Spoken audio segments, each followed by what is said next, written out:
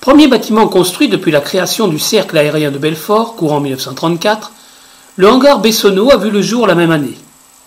Il sera suivi par un bâtiment administratif, puis 2 bâtiments d'hébergement pour les militaires affectés. Ainsi, le 22 septembre 1935, l'Est républicain fait un état des lieux qui atteste de la présence du hangar, d'un bâtiment administratif complètement terminé et d'un autre bâtiment en cours de travaux. Depuis l'apparition des premiers avions, la nécessité de les protéger s'est avérée indispensable. Les bâtiments destinés à cette fonction allaient suivre l'évolution des appareils au fil des temps.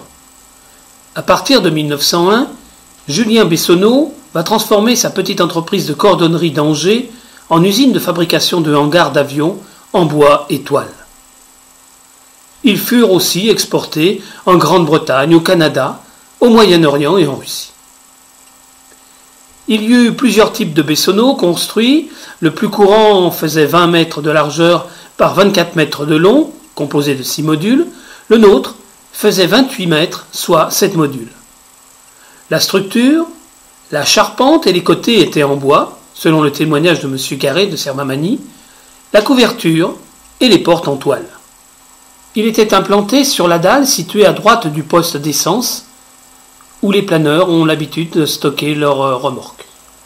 Il sera épargné par le bombardement de mai 1940 et disparaîtra après la guerre, ses matériaux ayant été récupérés, en même temps que ceux du reste du cercle militaire, par la population, alors particulièrement touchée par le manque de matériaux.